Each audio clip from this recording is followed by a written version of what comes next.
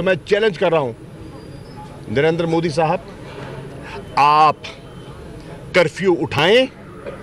और पूरी कश्मीर की क़यादत उन लोगों को जो माजी में आपके साथ हुकूमतें बनाते रहे हैं, महबूबा मुफ्ती साहिबा वज़ीर आला, उमर अब्दुल्ला वज़ीर आला, उनको बुला लें, हुर्रियत की लीडरशिप को बुला लें, मीर वाइज उमर फारूक साहब, अली गिलानी साहब, यासीन मलिक साहब, जितने हजरात हैं, लोन साहब, मैं किस किस का नाम लूं,